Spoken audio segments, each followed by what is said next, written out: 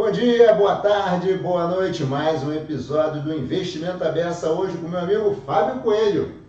E aí, Fábio? Grande Hudson, prazer enorme estar aqui com você. Prazer todo meu, Fábio. Super. Aliás, não é a primeira vez que ele vem aqui não, mas Fábio tem muitas histórias para contar e o Brasil vem mudando bastante. Fábio, se apresenta primeiro, por favor. Quem é Fábio Coelho? Obrigado de novo, Hudson. Fábio Coelho. Fábio é professor, colega de profissão, tá? E hoje eu estou à frente da Associação de Investidores no Mercado de Capitais, AMEC, também conhecida como principal associação dos minoritários aqui hoje no Brasil. Tá?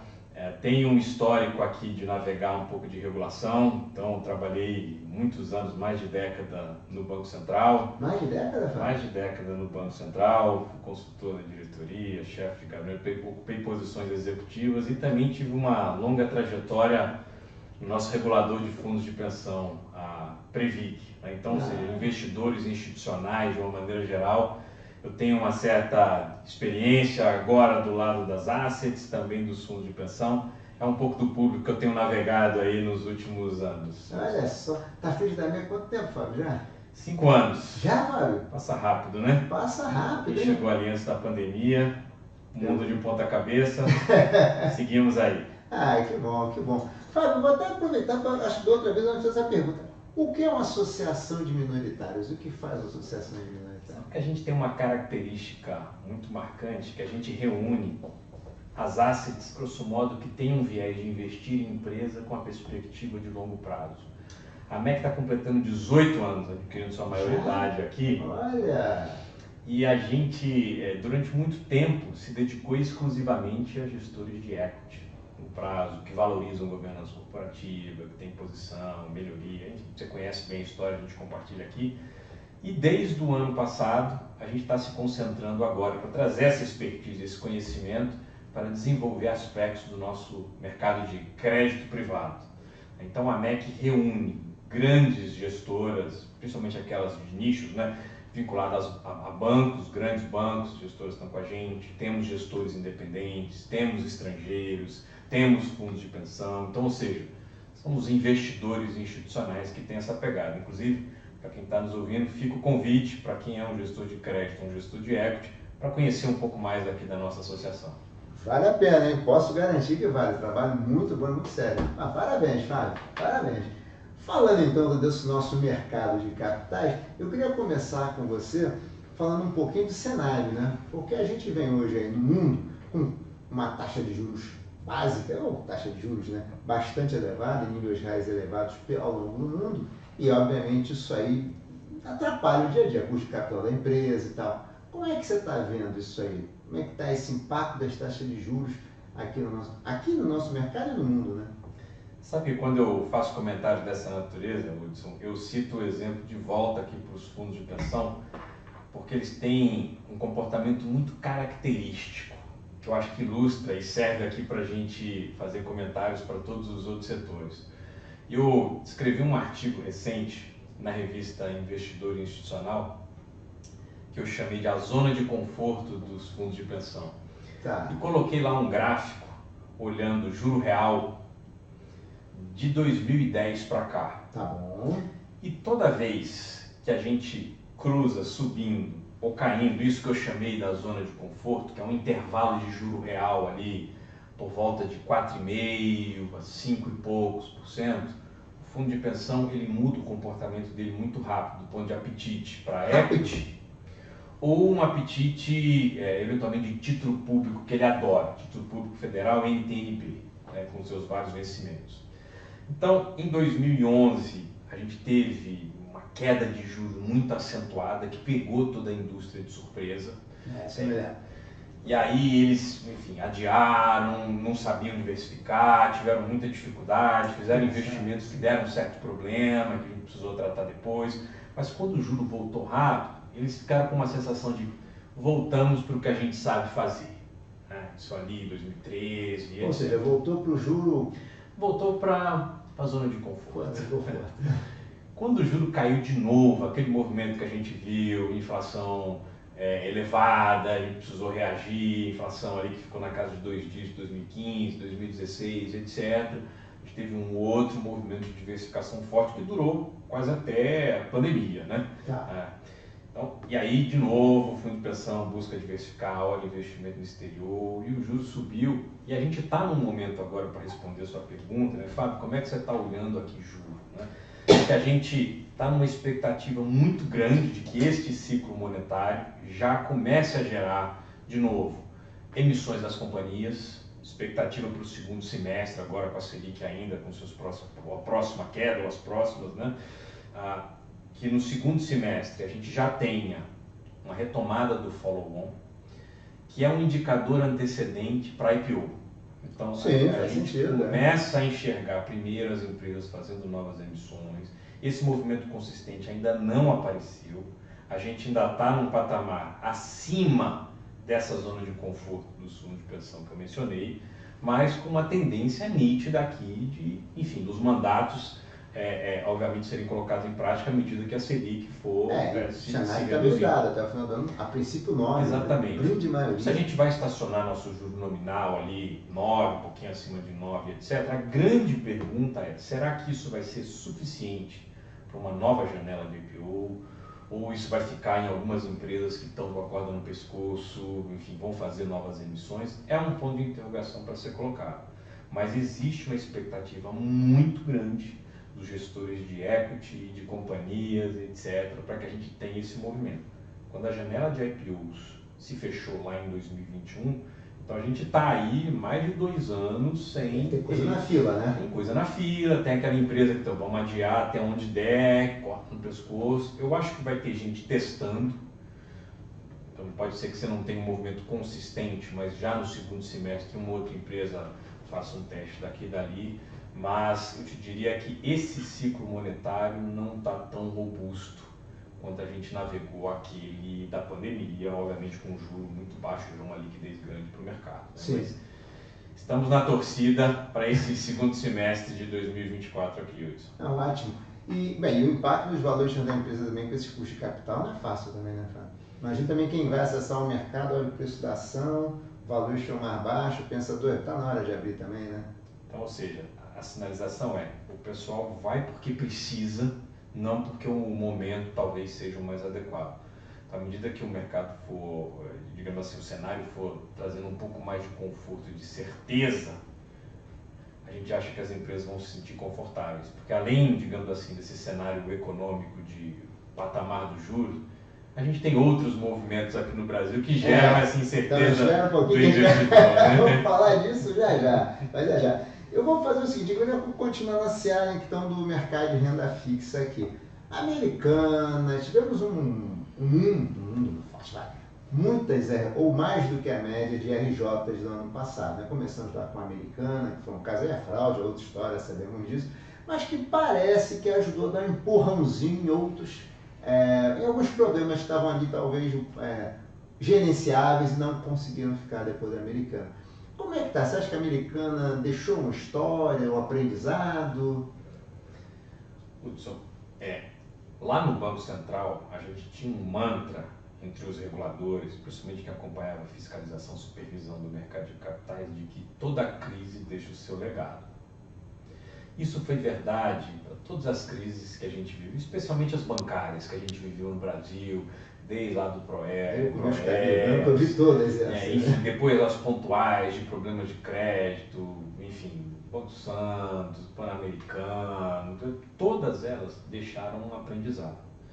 Que hoje, se você olha, por exemplo, o processo de supervisão do Banco Central, com o SCR, com as bases de dados que estão colocadas, você tem um nível de escrutínio hoje do Banco Central que é nível global, o pessoal vem aqui beber na fonte para aprender.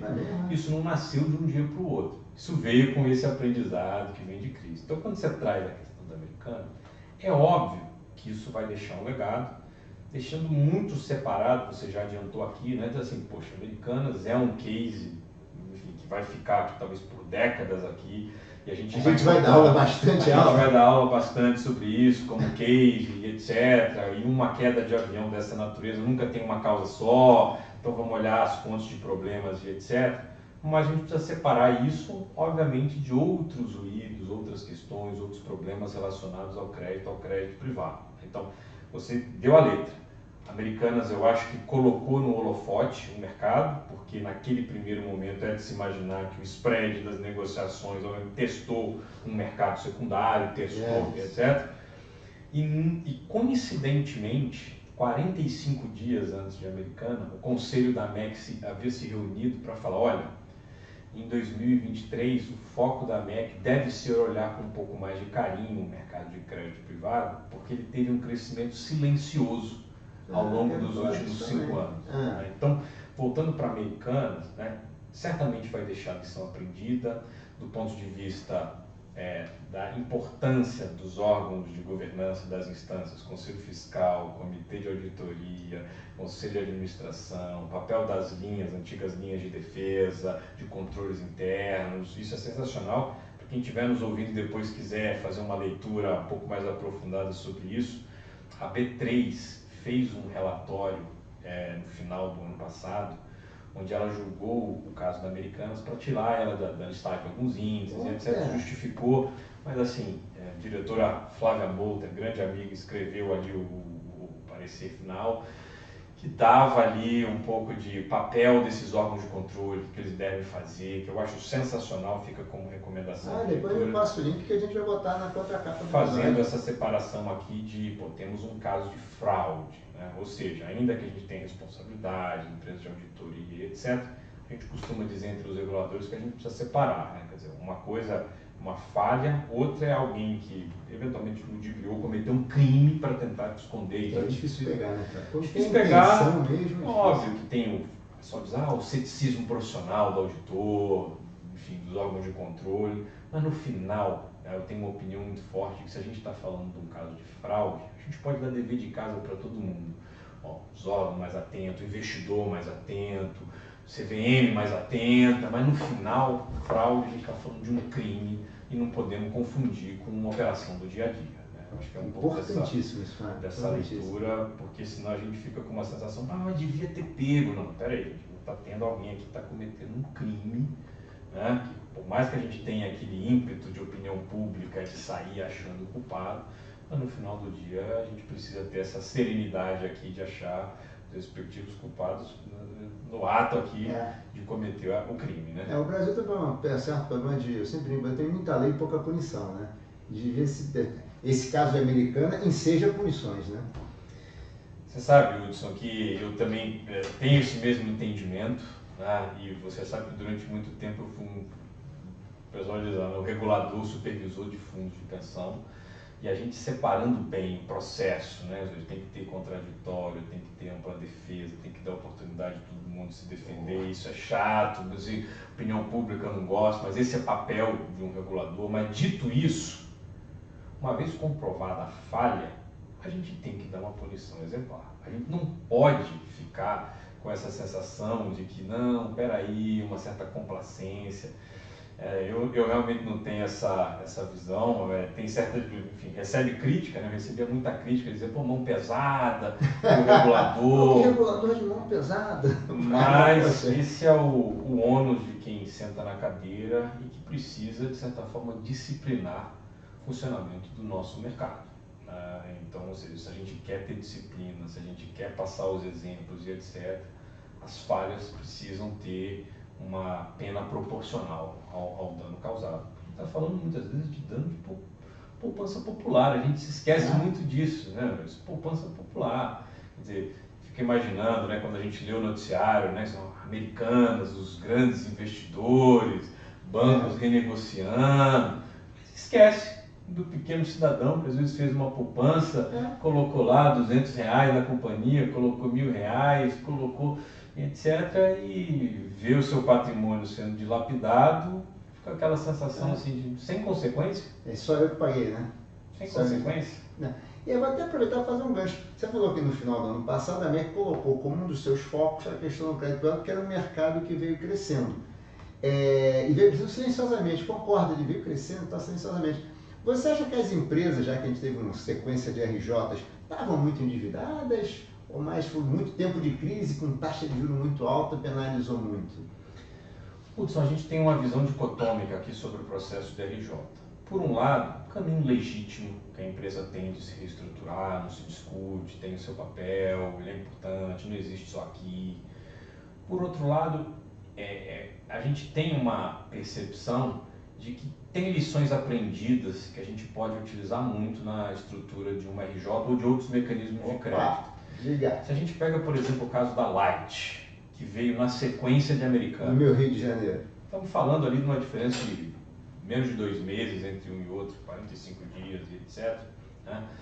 E fica um pouco da sensação de que RJ também pode ser usado como um escudo ou eventualmente uma ferramenta que a companhia tem para colocar numa mesa de negociação e desequilibrar o aspecto de força. Mas aí, assim, diria minha mãe que é feio, mas não é só que é feio, né?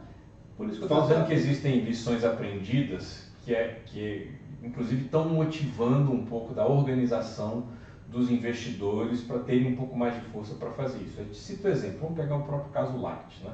Quando o caso Light saiu, muitos investidores começaram a ter uma percepção, só para citar aqui algum exemplo, de que as ofertas que foram feitas de instrumentos de crédito, debêntures e etc., começaram a se organizar para avaliar a convocação de assembleia de debenturistas, para discutir investidores, como é que a gente vai renegociar, e se surpreenderam, inclusive, com cláusulas que foram colocadas nos prospectos de convocar as assembleias com quórums muito elevados, que dificultavam a própria convocação da assembleia.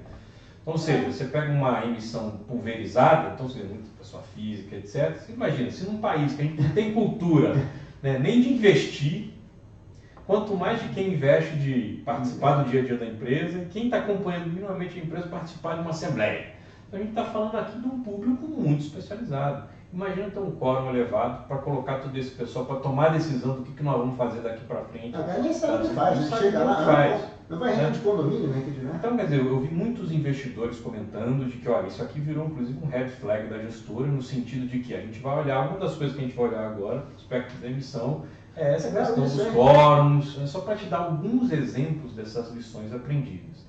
Postura da companhia. A gente vê assim, né? Tem o período do namoro e tem depois o período do casamento que ficou ruim. Né? No período de namoro, relacionamento do credor com a companhia funciona bem, do próprio acionista funciona bem, suas áreas de RI. A gente tem relatos de investidores que quando houve o estresse, né, de Light, ou até antes do estresse, mas já com alguns sinais, os investidores credores buscavam um relacionamento com a companhia e as portas estavam fechadas.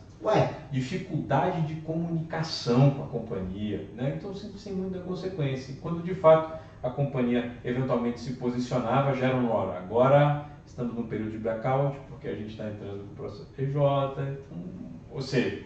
Quando o investidor mais precisa conversar. Certas coisas que eu acho que justificam esse ponto que você estava aqui de...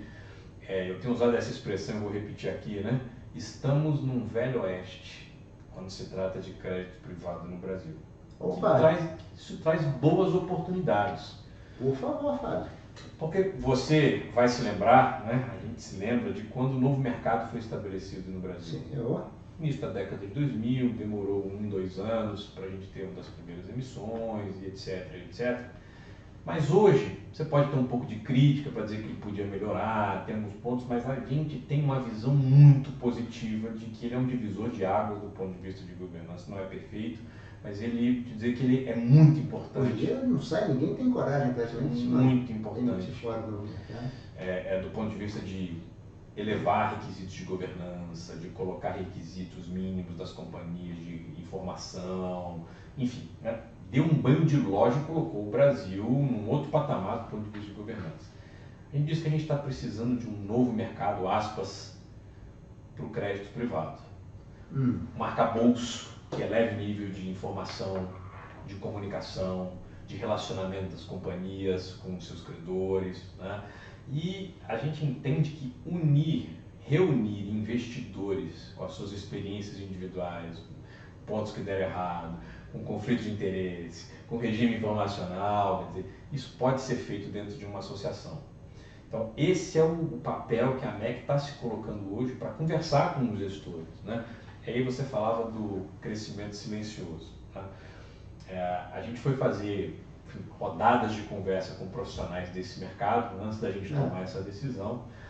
E aí o pessoal diz assim, Fábio, há 5 anos, então volta ali para a pandemia até 2018, era um mercado que spread grande, você não tinha muitos players, ocorria um mercado desse, um evento desse como o de Americanas e Light de estresse, ninguém conseguia sair da posição. Eu me lembro desse negócio, fechou, não tem como sair, os preços iam lá para baixo. E que uma surpresa positiva que com todo o estresse de Americanas, com todo o estresse de Light, o mercado secundário não se fechou. Obviamente, o spread abriu, mas em 24, 48 horas, negociações funcionando, quem queria vender, quem não queria. Então, e quando a gente foi olhar, eu não tenho um número aqui, mas a gente percebeu que o número de gestoras que faziam créditos, eles sempre existiam, principalmente tesouraria de banco, mas gestoras dedicadas ao mundo do crédito privado, elas se multiplicaram, principalmente durante a pandemia. Elas e os volumes também. Os volumes cresceram absurdamente, começamos a ter gestores especializados que começaram a dar origem, inclusive, a outras teses de investimento. Vamos lembrar que a gente tem agora, inclusive, um mercado especializado em ativos estressados. Special situations, né? Special situations, como o pessoal menciona. Quer dizer, se a gente volta mais no tempo, não só não existia, como era algo que a gente só ouvia falar de mercado americano, e temos hoje gestoras dedicadas a esse mercado. Então isso merece aqui uma organização, né, desse público e uma expertise que a MEC tem, de bater na porta do regulador, de influenciar aspectos aqui de proteção do investidor, de lições aprendidas, como a gente citou. Então temos um grande dever de casa, um oceano para navegarmos, para a gente sair do Velho Oeste e entrar aqui numa nova era, do ponto de vista de marcos aqui de melhoria desse mercado. E sabe que esse Velho Oeste, eu adorei essa expressão, vou usar, né? Mas é mesmo. E faz todo sentido, né? A MEC, no final das contas, vai acabar representando os interesses desses investidores das empresas brasileiras. Empresas que emitem ações ou que emitam debêntures, né? Ou outros títulos, né? Acho que faz todo sentido mesmo. E eu acho que o brasileiro gosta de renda fixa. Então, o mercado... Na verdade, o brasileiro gosta de renda fixa, mas a dívida pública, digamos assim, tem um crowding out grande na economia brasileira, né? Eu acho que precisamos ali que talvez o melhor equilíbrio entre dívida pública e privada, para que você tenha um espaço maior para a dívida privada crescer na pizza de dinheiro das pessoas, né? E aí faz todo sentido você vai falar. Todo sentido. Vamos passar agora para a renda variável um pouquinho? Vamos lá. Já falamos um pouquinho aqui de renda fixa e juros. A MEC vem na minha cabeça logo, quase todo mundo, governança. E eu começo com aquela primeira pergunta conceitual que você deve ouvir várias vezes. Governança agrega valor mesmo? O que a gente tem de evidências, Fábio?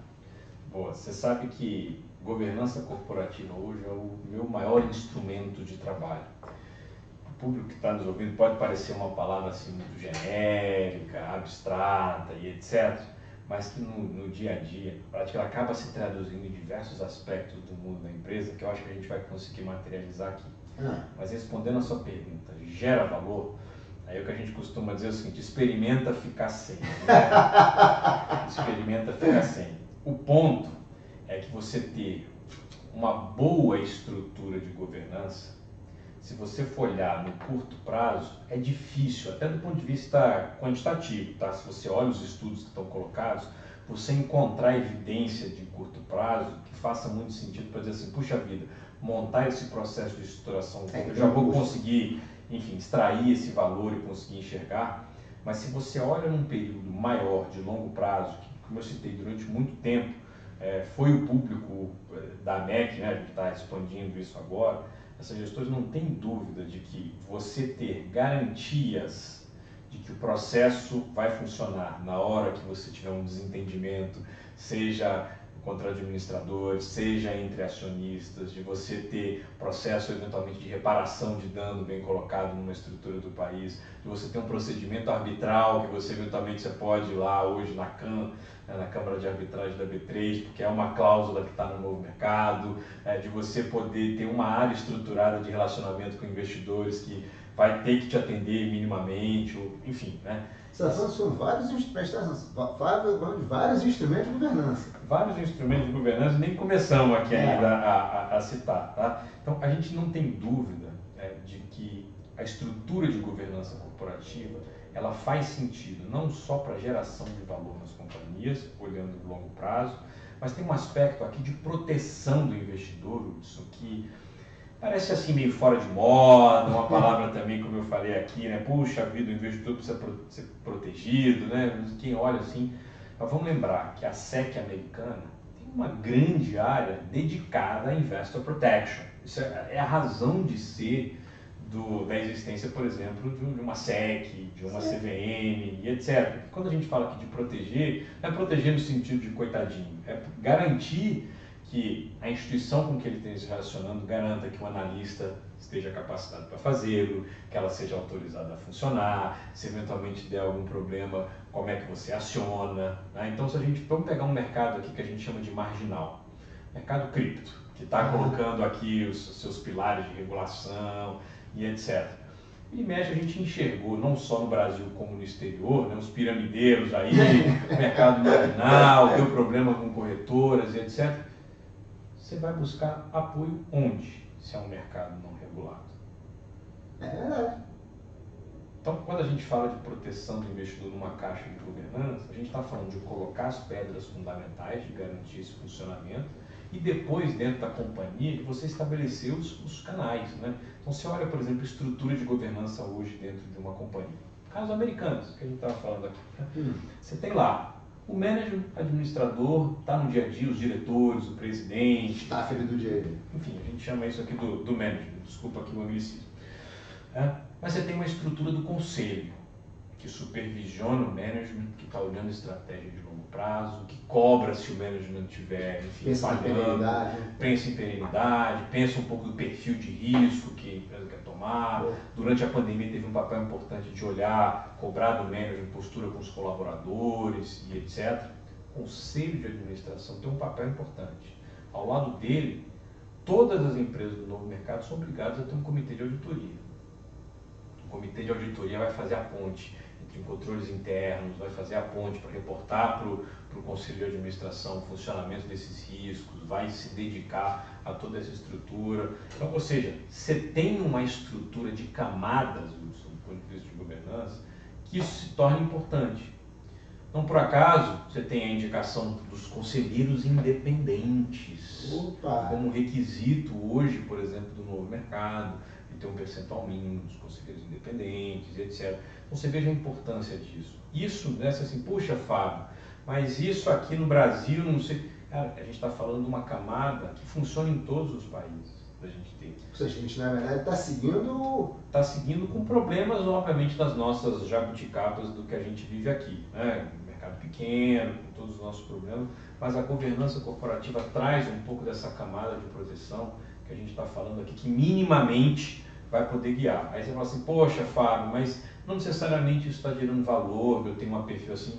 Mas assim, se a dificuldade que a gente vê no nosso mercado já se coloca com esses pontos aqui, com essas camadas, imagina se a gente não tivesse, né? A gente tem uma característica, eu citei, eu acho que da outra vez que eu vim aqui, né? Que o mercado brasileiro, ele tem uma característica. Então não é crítica, também não é elogio, é simplesmente uma observação. A extensa maioria das empresas que nós temos no Brasil tem um acionista controlador. Característica, isso é de livro-texto. Né? Agora, o fato da gente ter um percentual muito grande de empresas com controlador faz com que o equilíbrio de forças de um investidor minoritário, um pequeno investidor, ele seja muito desequilibrado. Quando a nossa lei das SAs foi estabelecida, lá atrás, década de 70, né, a própria lei trouxe alguns mecanismos para buscar esse reequilíbrio. Né, que você ter, enfim, a figura do conselho fiscal, de você ter a possibilidade de ter conselheiros independentes, a maneira de você eleger conselheiros para as companhias, de você ter vagas reservadas para conselheiros vindos do minoritário, votos em separado. Então tem um mecanismo que é colocado que quando a gente olha ele fora de perspectiva, fica parecendo assim, puxa, para que tudo isso? Não consigo ver valor. Né? Quando estoura estoura uma americana, a primeira coisa que a gente vai fazer é, cadê os órgãos de controle? O que eles estavam fazendo? Estavam dormindo? Não viram? Quer dizer, então, ou seja, ele pode parecer num dia a dia, no operacional, que ele não gera valor, mas na hora que a gente tem evento nessa natureza é onde isso emerge, a importância de você ter esse controle de um conselheiro capacitado, enfim, que consiga contribuir para a companhia, que não vá lá, como a gente viu muito em outras décadas, etc., só para ir beber o cafezinho, né? Não vê nada, né? Que conselho que não vê nada. Não, você está certíssimo. Não, eu concordo plenamente com você. E acho também o seguinte, quando você tem a governança, você tem a quem responsabilizar, né? Porque tem os chapéus estão ali, né? Cada um tem um chapéuzinho, tem digamos assim, tem uma responsabilidade, né? Botou o chapéu, assumiu a responsabilidade. Essa é a palavra, responsabilidade. São os guardiões da companhia, são os responsáveis. E na hora de um estresse, são aqueles que serão cobrados por isso. Por isso que eu fiz referência aqui àquele texto, parecer da B3 aqui sobre Americanas, porque eu acho que dá uma boa leitura para quem faz parte de de um conselho, de um comitê ou de alguma estrutura de supervisão, para ter esse espírito do ceticismo profissional, né? Tem um trecho desse relatório, para dar um gostinho aqui, o pessoal da B3 diz assim, não basta você estar sentado num comitê desse e perguntar aleatoriamente, mas você, sei lá, fez o seu dever de casa, comitê de auditoria, conselho fiscal, você ficou de olho, simplesmente perguntei e achar que meu papel aqui como conselheiro, já tiquei, né? Diz assim, o ceticismo profissional tem de não só perguntar, mas como garantir, de instigar, de ir atrás, de postura. Isso não é trivial, você fica realmente com essa responsabilidade de fazê-lo, né? Essa é um pouco da estrutura que a gente vê aqui de falar de governança corporativa. Mas você sabe, você estava falando, mas também essa questão da proteção do investidor, que a gente tem que ficar pensando assim, o cara tem uma visão de que é um investidor hipossuficiente, ele não consegue fazer. Não, acho que a questão é a seguinte, se você está num mercado onde tem uma simetria de informação enorme e você é a ponta mais fraca, se não existirem aí instrumentos para te defender ou para que os seus direitos sejam realmente resguardados, digamos, você fica o seu apetite para entrar nesse mercado cai muito, né? Então, assim, a proteção do investidor acho que é um requisito para o mercado crescer também. Hudson, isso é uma verdade universal que se vale para o pequeno investidor. Agora, você imagina para um investidor estrangeiro que coloca um mapa mundi em cima da mesa, olha a oportunidade em todos os mercados, mas ele percebe que se ele fizer investimento no Brasil e der algum ruído, ele tem dificuldade para fazer o seu direito valer, dificuldade para discutir um ressarcimento, dificuldade para discutir uma reparação, a ponto de grandes processos de reparação de danos que foram feitos contra empresas brasileiras não foram feitos no Brasil. Nossa, isso é uma vergonha. Foram feitos via class action nos Estados Unidos. Então, esses pontos que o investidor coloca, então, na prática, como é que isso se traduz? Ou ele coloca restrição e realmente não faz o investimento por aqui, ou se faz, dá um desconto no valuation. Bom, eu só entro naquela empresa se por esse preço aqui da minha planilha, porque eu estou dando desconto. Eu acho que eu citei aqui da outra vez, mas vale repetir, né? Eu faço isso todo ano, né? E há um mês atrás eu estive nos Estados Unidos, conversando novamente com um grupo de investidores, né? E eles me disseram a mesma coisa que eu citei aqui, eu acho que da outra vez, do desconto que eles fazem no valuation de companhias que a gente tem aqui no Brasil, e a gente entra aqui em outras questões de interferências, etc. Já. Estatais, mas eles dizem o seguinte, Fábio, a gente faz uma conta aqui de qual seria o valuation da companhia e chegamos no número X. Depois a gente começa a dar outros descontos por conta de problemas, de risco, de volatilidade, de insider trading, etc. Que a gente vê de volatilidade, enfim, sem informação que justifique você ter grandes flutuações, a gente é obrigado a dar um desconto no valuation dessas companhias aqui na nossa hora de fazer o investimento, porque senão a conta não fecha do ponto de vista de risco que a gente está correndo. Né? Então, vou dizer, no final do dia, o investidor racional vai fazer movimentos dessa natureza, de reagir não só a características da própria companhia para fazer a sua planilhinha de trazer valor presente ali, uma taxa de desconto que reflita ali. Aquela célulazinha que ele põe risco disso, risco daquilo. Mas em cima daquele número final que ele simplesmente trouxe e faz para todo lugar do mundo, ele embute um certo, aspas, risco Brasil que é esse aspecto que a gente está falando, características do nosso mercado, falta de proteção. Eu não vou aprofundar aqui, mas o private enforcement, que é como a OCDE chama esse mecanismo de proteção privada, se funciona um processo de reparação de danos, de uma arbitragem. A resposta é não, não funciona, a ponto da gente ter um projeto de lei em andamento, que eu não vou entrar no detalhe aqui, mas que é exatamente para melhorar esse ambiente. A gente está trabalhando nos bastidores para melhorar ou diminuir, né, essas assimetrias que a gente tem com outros mercados. Mas a caminhada se faz passo a passo, né? Então tem que... Formiguinha. Bem, agora a gente não pode, depois já falamos, a gente tem que entrar governança, interferência, bem, claramente, acho que o primeiro grande exemplo é o Petrobras, né? Petrobras, a gente tem aqui um acionista majoritário, exatamente o que a gente estava falando antes, um grande acionista e tal, só que é um grande acionista que faz uma interferência, muitas vezes com objetivos que não tem nada a ver com a empresa e com objetivos que tem a ver de fazer política pública. E aí, como é que a gente vê? Porque o Petrobras perdeu um valor enorme, né? O estrangeiro está olhando para isso também, e é um risco que se manifestou e que pode ser recorrente, né? Como é que a gente vê? E a gente tem o caso de Vale também, vamos falar um de cada vez um pouquinho, que é assim, características diferentes. Vou falar um pouquinho de Petro, que eu acho que é um caso emblemático ultimamente. Perfeito, Hudson. E falar de estatal para a gente é relativamente fácil, não porque o assunto seja, mas porque virou um tema recorrente na nossa pauta. Recorrente é horrível isso, né? Eu sempre faço esse disclaimer, né, de que a gente Brasil, né, o país, tem dificuldade de lidar com as suas companhias estatais. Não que isso seja fácil no mundo inteiro, não é. Conversando com os investidores estrangeiros, dizem que estatal é um problema no mundo inteiro, países emergentes, mas ganha outras nuances quando a gente fala aqui de Brasil. E aí, para ser justo, a gente tem questões envolvendo as estatais já de muitos anos. Então, para não entrar em pauta de seara política, ou seja, de vários governos, é um problema crônico que a gente tem no Brasil, de não ter uma institucionalidade de lidar com a questão do relacionamento do público do privado. Só fazer um parêntese aqui para você ficar ainda mais à vontade, hein? Independente do governo ser de matiz A, B ou C, tivemos um governo que tinha uma orientação, mudou, um governo que foi chamado de direita, um chamado de esquerda, e os dois fizeram o mesmo tipo de intervenção, né?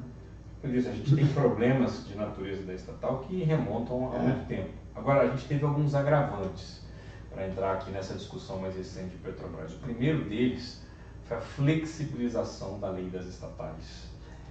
Nossa, isso é... Esse é um ponto, eu vou voltar para a Petrobras, mas entra nesse ponto, vale a pena. Mas esse é um ponto que, primeiro, a gente materializa na lei das estatais um volume de lições aprendidas que se materializaram na figura da lei, de você trazer condicionantes para lidar com o mundo político e do mundo econômico, que foram consubstanciados requisitos, profissionais, tempo de experiência e etc. Tudo de bom senso, né? Muito bom senso, razoabilidade, você pode até questionar um outro ponto, mas tem uma razão de ser, ou seja, não foi colocado lá por acaso, foi uma decisão da sociedade, portanto foi estabelecida uma lei, então tramitou em todas as instâncias e foi colocado. E quando a gente começa a discutir a flexibilização da lei das estatais, como a gente viu numa decisão do nosso Supremo, né, que suspendeu o efeito da lei às vésperas das assembleias das companhias para estabelecer conselheiros, nós, para ser justo, outras importantes instituições de mercado levantaram a mão para dizer o seguinte: puxa vida, né? A gente não está pensando, ou seja, não tem um interesse econômico nenhum a não ser de valorizar o nosso país, governança corporativa, melhorar o nosso mercado. Então, quando a gente suspendeu, teve a nossa lei das estatais suspensas, a gente já viu uma deterioração grande de governança corporativa. A lei se construindo, então. E aí a gente ouviu alguns comentários do tipo: mas será que o mercado não tem certo preconceito com o mundo político? Não deve existir esse preconceito, tem bons profissionais? E o que a gente diz? A gente não está partindo do princípio que ser político implica ser assim ou ser assado. Mas a história nos ensina que essa aproximação traz consequências indesejáveis para a sociedade. Esse é o nosso argumento. Que, portanto, a gente colocar requisitos para que isso aconteça não deveria ser lido como algo inconstitucional, que é um pouco da discussão que está colocada. Difícil de entender. A gente até citei outro dia numa discussão do ambiente jurídico, trazendo um exemplo, por exemplo, da nossa Constituição, que também traz requisitos para você ser deputado, para você ser um senador, salvo o melhor juízo, requisito inclusive etário, para ser senador, acho que é no mínimo 30 anos de idade. Olha, Então, dessas. Será que se a gente colocar uma restrição desse, a gente tem alguma picuinha ou alguma aversão a pessoas de 20 e pouco de outra geração? Obviamente que não, né? Então, são condicionantes que a gente coloca e assim foi feito. Eu volto para a Petrobras. Então, lei das estatais acho que foi um ponto importante, mas quando a gente tem as empresas de capital misto que são listadas em bolsa, a gente falou aqui, né, de requisitos para ser uma empresa listada. Não é algo trivial, a ponto de quando uma companhia faz uma IPO, ela precisa ou deveria estar minimamente preparada para lidar com demandas de mercado. Ela vai precisar estruturar uma área de RI, dependendo do segmento de listado no mercado, ela vai ter que ter um comitê de auditoria, vai precisar constituir um conselho, vai precisar prestar informação para o mercado, comunicado, fato relevante, ou seja, é um requisito para ser listado. Uma empresa de capital misto, né, as nossas estatais aqui, quando são listadas em bolsa, você começa a colocar os requisitos. Regime informacional é importante para o investidor. E entramos em eventual discussão de interferência política ainda. Mas se a gente olhar para o que está acontecendo nessas companhias, a gente vê o acionista controlador, leia-se, governo federal, com um regime informacional esquisito para uma empresa listada. Dá um exemplo, né?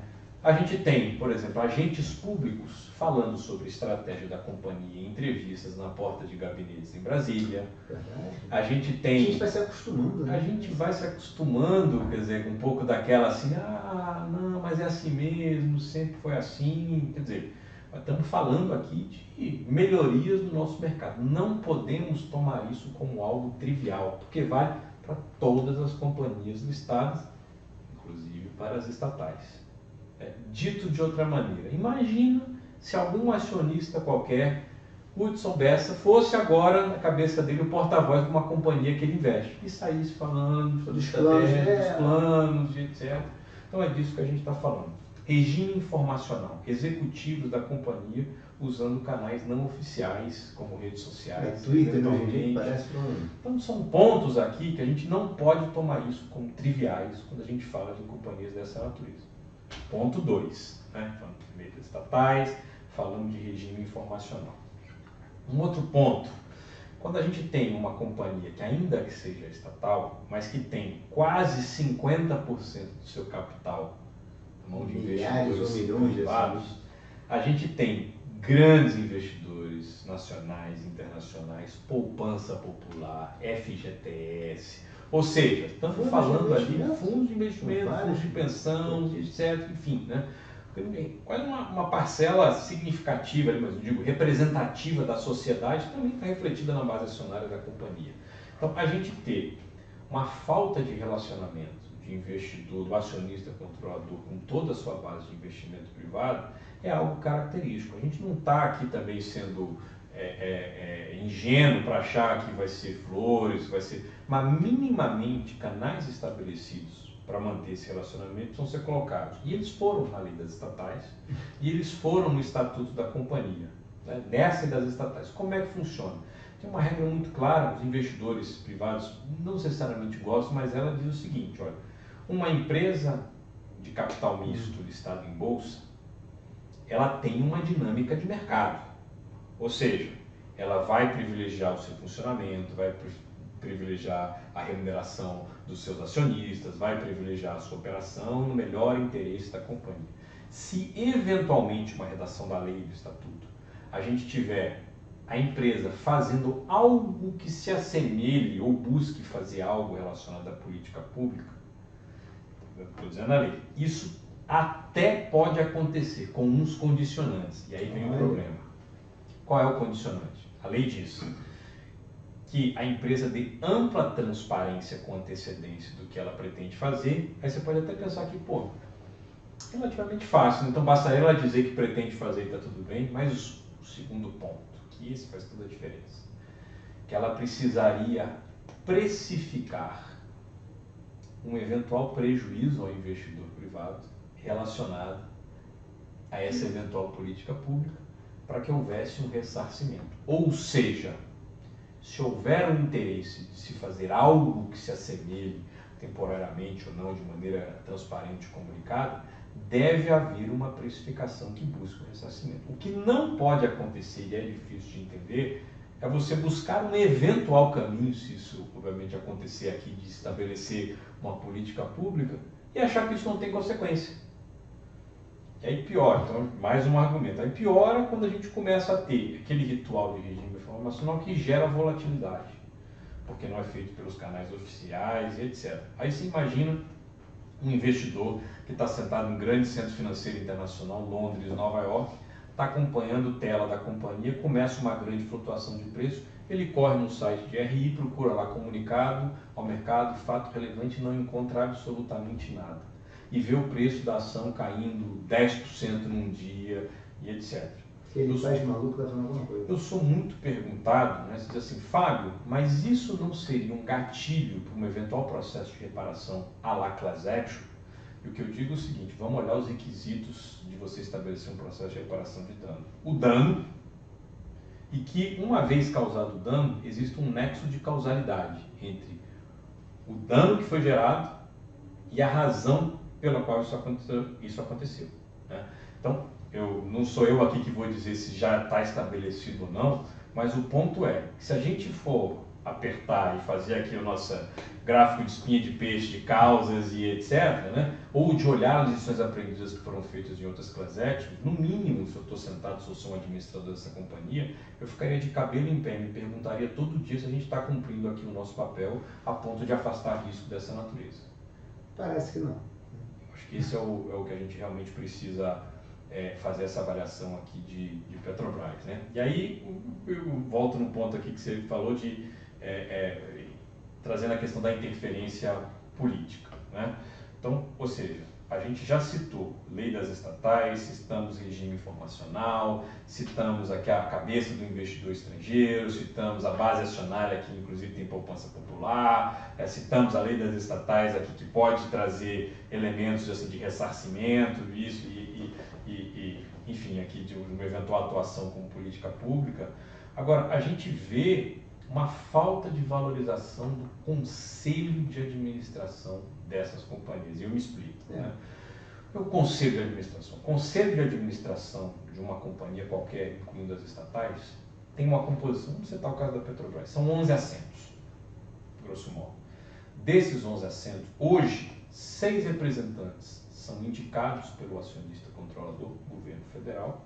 Você tem 4 eleitos entre os acionistas privados dos minoritários, 10 e 1 representando os empregados. Né? As empresas estatais têm lá essa figura e etc. Né? Então, hoje, os canais para discutir do ponto de vista de quem fala do ponto de vista de estratégia, vou colocar os administradores de maneira geral, management e conselho, mas enfim, né? O conselho de administração precisa ser valorizado, porque se um acionista qualquer quer fazer valer a sua visão, quer trazer diferentes perspectivas e etc., ele não pode falar em nome da companhia, mas pode trazer essa discussão via conselho de administração, que tem essa representatividade. Fazendo uma ressalva importante aqui, Hudson, né, que quando a gente vai estudar os princípios de governança, vai olhar os códigos, né, etc., a lei das SAs, né, não confundindo aqui com as estatais, né, diz lá, né, todo conselheiro, independente se ele foi eleito pelo minoritário, tem uma responsabilidade para com a companhia. Ele responde no melhor interesse da companhia. Se a gente for partir do princípio da boa-fé de que todos os 11 que estão lá sentados estão atuando dessa maneira, eles vão sentar e entre eles trazer diferentes visões, eu discordo por isso e etc. Mas enfim, o palco para que essa discussão seja feita é o conselho de administração. Não pode ter uma discussão paralela de o acionista que é assim, um agente público de Brasília que é assado, vai no jornal e falar aqui que agora a política vai mudar assim, ou seja, figura de valorização do conselho, a pauta de governança corporativa, isso vale para todas as companhias. Pode, de novo, parecer uma certa ingenuidade, ou ouço, mas empresa estatal é assim mesmo, assim, pessoal, isso está muito errado. E aí, eu fiz um comentário na imprensa na semana passada, né? O jornalista, obviamente, me perguntando com quer dizer, jornalista aqui, assim, a gente acha que está enxergando 2 passos na frente, ele está 3, né? Olha. E aí ele me fez uma pergunta, falou, Fábio, mas então existe requisitos na nossa lei das SAs que dizem, sim, passíveis inclusive de uma sanção pelo nosso regulador, CVM. Isso que eu estou falando vale para qualquer companhia. Tá? A gente estava discutindo Americanas. Vamos olhar dentro de um processo administrativo a responsabilidade, se cumpriu o seu dever, se não cumpriu, etc. Isso vale absurdamente para as nossas estatais. Temos lá a figura dos conselheiros e fora desse ritual de governança da companhia, ou seja, uma eventual interferência, isso precisa ser avaliado. Aí a manchete do jornal foi, né? A MEC cobra CVM sobre postura e etc. Então assim, eu digo assim, não retiro uma palavra do que mencionamos, obviamente teve ali um sensacionalismo, mas é a mais pura verdade. Mas me espanta também. Me espanta. Ou seja, minimamente um processo para você avaliar. Porque em qualquer outra companhia, Hudson, quando a gente tem algo semelhante, você vem e cumpre o seu papel e de maneira diligente, ou seja, manda uma cartinha, exemplo, né? Olha, estou identificando uma volatilidade fora aqui do padrão comum. Companhia, a gente toda semana no noticiário, você tem algum fato ou ato que justifique? A companhia, olha, do nosso lado não existe nenhum fato, nenhum ato que justifique, nem nada disso, e etc. Muitas vezes ela diz isso, mas no dia seguinte lá solta o seu fato relevante. Mas o fato é, esse é um papel importante, né? E se a CVM sente o cheiro de algo que não está funcionando, obviamente que o dever dela é de ir lá, investigar. Sim. Então, quando você bate no liquidificador, tudo que eu citei aqui, né, estatais, o motivo pelo qual tem virado um pouco da minha pauta de trabalho. Não que a gente tenha que ir a fazer disso, enfim, uma queda de braço, nem nada disso. Na sua frente, mas, ou seja, a gente trabalha aqui na MEC para atuar como um think tank. Então, quando a gente oferece uma opinião, lá no nosso site vocês vão ver que tem várias... Um site bem bacana, gente. Então tem lá nossas cartas de opinião, mas a gente tem um mantra e uma premissa para dizer assim, a gente não tem opinião gratuita no sentido, eu acho isso, eu acho aquilo. Nossas opiniões são fundamentadas. Você pode até gostar e não gostar, mas quando a gente diz, olha, estatais temos problema dessa natureza, a gente vai mostrar como é que a gente acha que deveria ser, mas digo, fundamentando em lei, fundamentando em melhor prática internacional, fundamentando em regras de bolsa, tá lá no, enfim, a regra de funcionamento do novo mercado, ou seja, a gente dá um caminho das pedras que não é algo inventado, simplesmente eu acho, eu gosto, etc. Parece uma crítica pura, mas é o nosso instrumento de trabalho como opinião de uma instituição independente aqui do nosso país. Faz todo sentido, né, Fábio? Porque essa discussão de conselho de administração, eu imagino que para boa parte do público hoje devem achar, quando você coloca que tem 6 conselheiros do governo, e não precisa ser só do governo, várias vezes a impressão que eu tenho é que esses conselheiros parece que são conselheiros do majoritário. Não são conselheiros da companhia. Porque se olhar para uma pessoa que não está nesse nosso dia a dia aqui, sinceramente, eu acho que o cara dando jornal ele pensa que o conselheiro trabalha para o majoritário. Você foi ali, tirando palavras da minha boca, a gente tem que olhar com muito cuidado essa expressão, conselheiro do acionista XYZ, porque como a gente mencionou aqui, ele é conselheiro da companhia. No dia a dia é até natural a gente mencionar que a forma como ele de acesso ao conselho, sim, indicado, eleito daqui e dali, mas ele é conselheiro da companhia. Então, ou seja, não dá para entender, e eu acho que conselheiros, falando agora de casos genéricos, não especificamente dessa companhia, né, que eventualmente tenham uma postura de simplesmente ser leve trás, o meu papel lá é simplesmente de operacionalizar o petão, ele não sabe o risco que ele está correndo pela sua falta de diligência na atuação do menor interesse da companhia. Pode parecer algo inconsequente, que a gente está falando aqui, né, de, pô, eu não estou vendo sanção e etc. Mas, por exemplo, em outras jurisdições, onde a gente tem isso de maneira mais premente, pega o caso americano, de uma SEC, caramba, a gente tem ali um ritual que ele deve seguir, que eu acho que é um pouco aqui de lição aprendida da gente melhorar, como a gente está falando, né, de colocar as pedrinhas, de ter você estava aqui do mercado de crédito, né, estamos no Velho Oeste, vamos incorporar um processo. Isso não é feito de um dia para o outro e eu tenho, apesar de gostar muito de regulação de mercado, né? Sei que isso não vem por decreto, isso vem com cultura, isso vem com prática de mercado, isso não é feito de um dia para o outro, é um trabalho de formiguinha.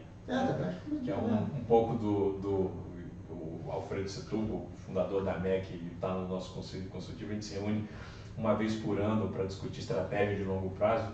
Aí eu vou lá mostrar o que faço do ano, prestar contas, né, aqui do management. Eles falam, eu sei, mas precisando bater nessa tecla de novo, é um trabalho de formiguinha, a gente tem que entender. Então, ou seja, aquela paciência nipônica. Para quem vai para o Japão em breve. É uma paciência nipônica aqui de, enfim, saber do trabalho que precisa ser feito e do seu ritual, ir lá fazer, enfim, de ter essa contribuição de melhoria do nosso mercado. Ah, sim. Fábio, está chegando no fim, mas eu acho que tem um ponto aqui que eu não queria deixar de falar, que me espantou, que foi Vale, né? Que é um pouco mais do mesmo que a gente falou aqui, mas parece que escalou um degrau, né? Subiu um degrau, porque é uma ex-estatal, né? A gente fica imaginando um investidor estrangeiro, que a gente sabe, não é uma interferência a uma empresa com um controlador estatal, é uma interferência com um controlador que já foi uma estatal, né? Você não acha que isso deu um ruído a mais, né? Para mim, se eu sou um gringo, eu diria, esse mercado é mais... Pega aquela célula do Excel, aumenta um pouquinho aquele fator de risco. O que você acha disso? Acho que tem dois aspectos importantes quando a gente discute o caso Vale. O primeiro deles é uma pauta maior, que significa privatização. Tem no caso da Eletrobras, que vocês também falaram.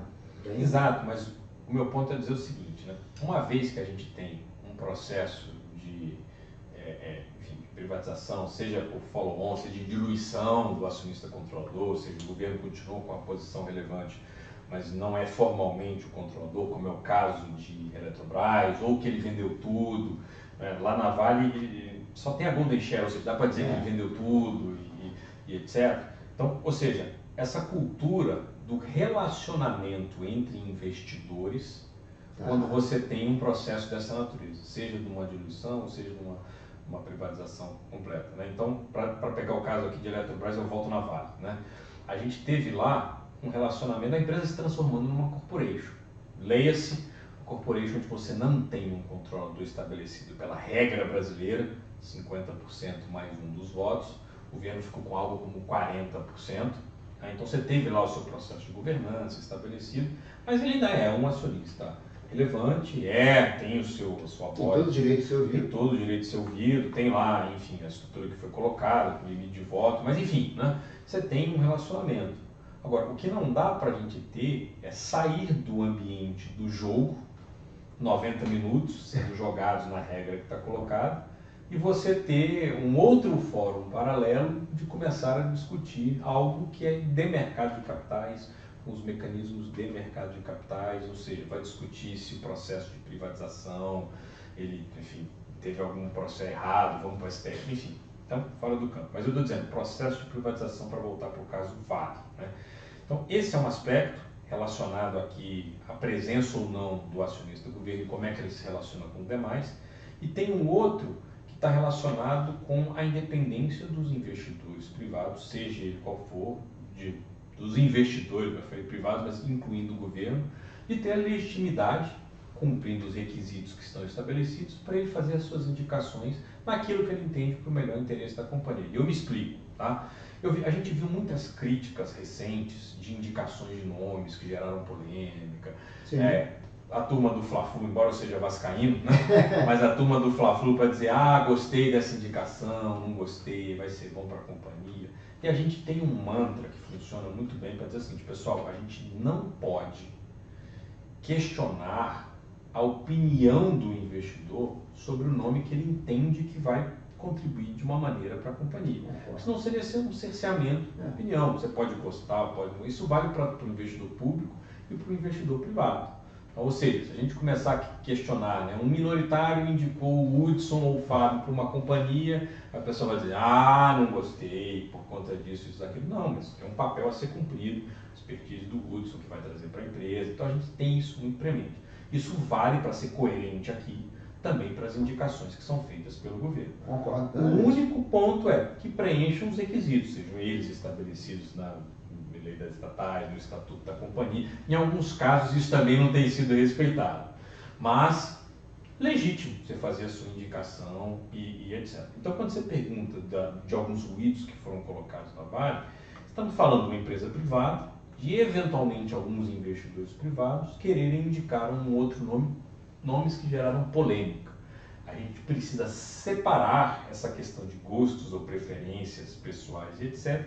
com os ritos colocados. A maioria dos temas que a gente tratou aqui foram de pontos que tem alguma falha procedimental, ou seja, na lei das estatais. Não havendo essa falha, a gente não tem porquê, a não ser por um gosto pessoal, eu tenho os meus, você tem os seus, né, de dizer, poxa, mas esse nome não vai ser bom para a companhia. Mas a gente tem uma premissa de que eles precisam ser respeitados, ainda que exista uma crítica grande, mas é a vontade do investidor se preencher os requisitos, com toda aqui a polêmica por trás da indicação, é algo que a gente tem que ter uma sanidade. Eu volto muito no meu período de julgamento de processo no governo, então assim, pessoal, mas aqui ó, é a venda aqui, é a balancinha aqui, a gente não pode ter esse desequilíbrio, precisa ser coerente aqui com o que a gente está falando. Gostemos ou não dos nomes, enfim, do perfil, da origem, etc., mas requisitos sendo cumpridos, o gosto do investidor, a razão de ser, que a gente não esteja enxergando, precisa ser respeitado. Isso valeu muito, eu concluo aqui, né? O período, por exemplo, que a gente passou de Lava Jato. Nomes de acionistas minoritários que estavam indo lá com a missão de olhar o detalhe, eram nomes muito criticados. O pessoal tinha crítica, não, poxa, não vai, ou seja, o pau que dá em Chico tem que dar em Francisco também, né? Ou seja, você pode ter assim, mas peraí, preenche os requisitos, é a visão do investidor, ele acha que vai ser melhor para a companhia, a gente não pode ter esse cerceamento aqui, Hudson, vai ser coerente com a visão de que a gente está tendo agora, né? Eu concordo, acho que é um pouco, talvez, mais uma vez, falta de ritos, né? Você quer indicar? Acho que não indica, né? Acho que é o que você falou, tem um rito que você tem que seguir. Onde nasce o ruído? E aí você vem aqui no ponto, eu falei que ia concluir, mas eu volto aqui, né? Onde nasce o ruído? Isso a gente discutiu bastante lá dentro da MEC, né? Que os canais institucionais não estão sendo estabelecidos. Ou seja, onde é que a gente estava sabendo de um eventual interesse de indicar? Eventual interesse de capa. Na coluna de um jornalista. Você sempre, peraí, a gente vai embasar uma decisão do investidor no Brasil e no exterior por aspas, pode ser boato, não pode, na coluna de um jornalista, sendo que fatos e anúncios, muito difícil. A gente discutiu isso bastante lá, vai ter serenidade, mas assim, pessoal, a gente precisa privilegiar os canais institucionais. Uma indicação vai acontecer quando? A administração da companhia divulgar ao mercado a intenção, o currículo de quem está sendo colocado, etc. Qualquer coisa fora desse rito vira especulação. Né? E por mais que o papo do cafezinho seja bom com uma especulação, né, a gente conversar aqui sobre opiniões, mas quando a gente está falando aqui de um regime informacional, a gente não pode tomar isso como verdade. Eu concordo. Fábio, infelizmente temos que acabar, meu cara. É uma pena que está maravilhosa a conversa. Em breve vamos marcar mais um, porque o Brasil cria novidades em cima de novidades. Você vê que o papo rende, né? O papo rende, tem muita coisa. Fábio, super obrigado, adorei a conversa. Ficou faltando alguma coisa? Por favor. De maneira alguma, se estiver faltando já é para a próxima. Tá certo, então, Fábio. Obrigado, Fábio. Satisfação enorme, meu amigo. Satisfação toda minha, adorei a conversa. Gente, mais um episódio do Investimento Aberto, hoje com Fábio Coelho, meu grande amigo da MEC, hein? Abraço para todos.